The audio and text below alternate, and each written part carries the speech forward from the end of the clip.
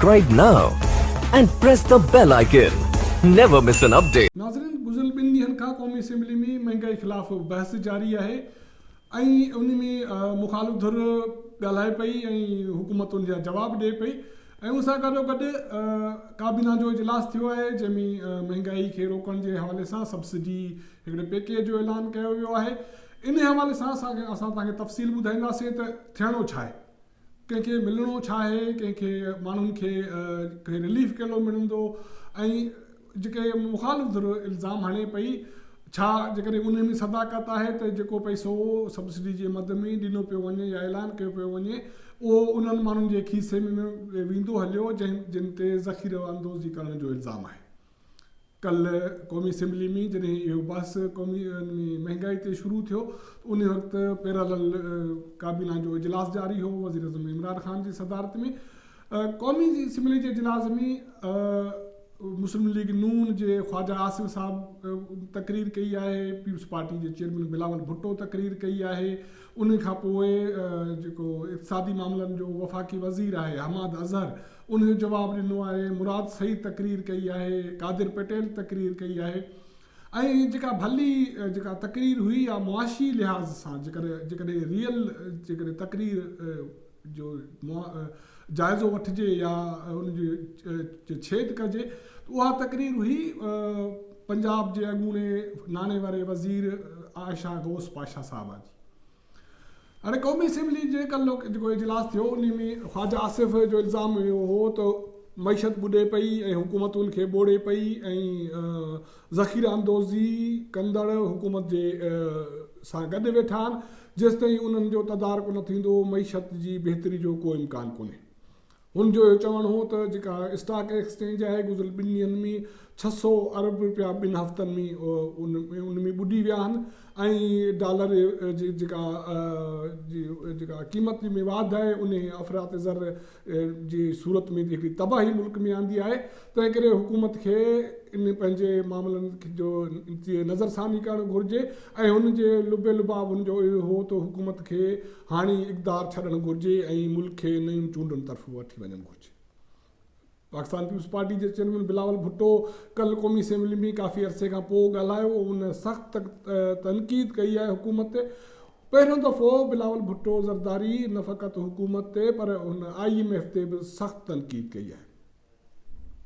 बिलावल भुट्टो ज़रदारी जो इहो चवणु हो त असां शुरू खां बि चऊं पिया बजट खां चऊं पिया त हीअ बजट PTI IMF जी आहे, माना हुकूमत जी न आहे, पाकिस्तान जे कंहिं नुमाइंदे जी न आहे, पाकिस्तान जे अवाम लाइ न आहे, पर हीअ PTI IMF जी बजट आहे ऐं IMF लाइ बजट आहे।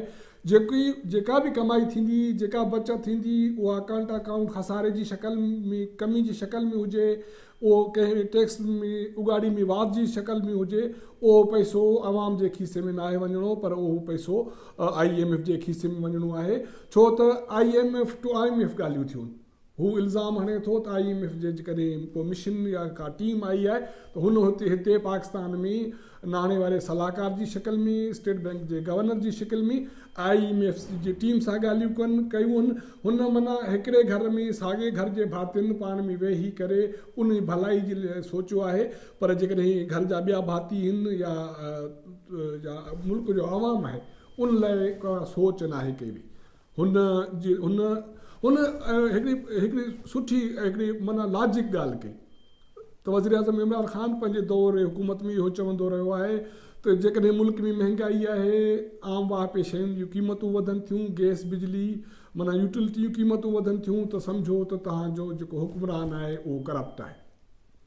हुनजो सुवालु हो त हाणे 2 शयूं आहिनि त हाणे हींअर अफ़रात ज़र में वाधि आहे, 14.6% ते अफ़रात ज़र जी शरह आहे, आम वाह जी शयुनि जी क़ीमतनि में वाधि आहे, सब्जियूं दालियूं चांवर गिहु अटो सभिनी शयुनि जी क़ीमतनि में वाधि आई आहे। हाणे वज़ीर आज़म इमरान ख़ान इहो तइ करे त छा हू करप्ट आहे या हुनजी काबीना करप्ट आहे। जेकॾहिं हू करप्ट न आहे त पोइ उनजो मतिलबु आहे हू नाअहल आहे, नाक़ाबिल आहे ऐं हुनखे इक़्तिदार छॾणु घुरिजे। उन ते कल्ह हुन इमरान ख़ान खे सख़्तु तनक़ीद जो निशानो बणायो, उन ते हुकूमत तरफ़ां रद्द अमल आयो, तूतू में थी झड़ माना उलूरूं हिक ॿिए ते थियूं, पर हुकूमत वटि उनजो कोई माक़ूल जवाबु न हो। हिकिड़ो मौक़ो त अहिड़ो आयो जॾहिं अज़ान आई, उन खां पोइ बिलावल भुट्टो जॾहिं वज़ीर आज़म ऐं IMF ते जेका छिती तनक़ीद कई त PTV उनखे लाइव उनजी नशरियात बंदि करे छॾी, उन जे अज़ान जो वक़फ़ो अची वियो, नात जो वक़फ़ो अची वियो, उन खां पोइ माना इन जी लाइव उहो मरहलो हो जॾहिं बिलावल भुट्टो ज़रदारी पंहिंजी तक़रीर जी छेद करे पियो। हुनजो इहो चवणो हो त हुकूमत फौरी तौर ते IMF सां कयल मुआहिदे ते नज़रसानी करे। जेकॾहिं हुकूमत IMF जे मुआहिदे ते नज़रसानी नथी करे त Bilawal Bhutto Zardari Peoples Party chairman इन हवाले सां हिकिड़ी वॾी धमकी ॾिनी आहे। हाणे उन धमकी में केतिरी सदाकत आहे, केतिरी नीयत आहे, केतिरी संजीदगी आहे, उहो त वक़्त सां गॾु उनखे ॾिठो वेंदो, पर हुनजो इहो चवणु हो त जेकॾहिं हुकूमत पंहिंजी IMF सां मुआहिदे ते नज़रसानी नथी करे त पीपुल्स पार्टी अवाम सां गॾिजी उन मुआहिदे खे साड़े छॾींदी। वॾी धमकी आहे। हिकिड़े इंटरनेशनल जेकॾहिं इदारे सां जेको मुआहिदो थियो उन में तक़रीबन $6 अरब जो जेको कर्ज़ु मुआहिदो आहे, उन मां $1.5 अरब जे लॻभॻि पैसा उहो इदारो पे करे चुको आहे, पाकिस्तान हुकूमत खे फ़राहम करे चुको आहे। ऐं ॿियो जाइज़ा जेको अमल आहे उहो जारी आहे। उन खां पोइ 45 करोड़ जी ॿी किस्त अचणी आहे। अहिड़ी सूरत में जॾहिं तव्हांजे मुल्क में महांगाई आहे ऐं माना एक्सपोर्ट न पिया वधनि ऐं स्टॉक एक्सचेंज में ॿाड़ाई आहे, उन मरहले में IMF जे लाइ हिकिड़ी इहा धमकी आमेज़ जेको पैगाम आहे, उन जा कहिड़ा नतीजा निकिरंदा उहो त हाणे IMF जी ॻाल्हियूं नतीजे ते पहुचंदियूं ख़बर पवंदी, या त उन में इहा ख़बर पवंदी त बिलावल भुट्टो ज़रदारी जी जेका धमकी आहे उन में संजीदगी केतिरी आहे। छो त बिलावल भुट्टो ज़रदारी ताज़ो नेब नोटिस मिलण खां पोइ हुकूमत ख़िलाफ़ हिकिड़ी तहरीक जो ऐलान करे चुको आहे। अञा मुबहम ऐलान आहे, माना वाक़ई उन में रियलिटी थींदी या कीअं थींदो, छो त बिलावल भुट्टो ज़रदारी अॻु में बि जेके मरहला उन जे ऐलान करे चुको आहे, उन में का एतिरी वॾी सरगर्मी या संजीदगी ॾिसण में न आई आहे। माना उन में कावड़ न आहे, उन में अवामी उभार न आहे, उन में हिकिड़ा जलसा टाइप शयूं थियनि थियूं, तक़रीरूं थियनि थियूं ऐं नशस्तनि बरख़ास्तनि थिए पियो। हाणे हिन भेरे बिलावल भुट्टो खे जॾहिं नेब पारां टियों नोटिस ॾिनो वियो त उनजो छा नतीजो निकिरंदो, छा बिलावल भुट्टो जी जेका तक़रीर हुई या इन जी कड़ी हुई या न हुई, हाणे इहो वक़्तु ॿुधाईंदो। जेका असां रियल शइ ते अचूं पिया, उहा जेका तक़रीर हुई उहा आशा गौस पाशा जी, जेका पंजाब जी अॻूणी फिनांस मिनिस्टर रही आहे, NFC में पंजाब जी मेंबर रही आहे। उन जो जेके लुब लुबाब हो ते अफ़रात ज़र जी शरह जेका सूरत हाल आहे, उन में 25% जेको उन जो असरु आहे उहो ज़ख़ीरा अंदोज़ी जो आहे। जेकॾहिं ज़ख़ीरा अंदोज़ी खे रोकियो वञे त 25% आम वापि शयुनि जी क़ीमत में वाध अची सघे थी।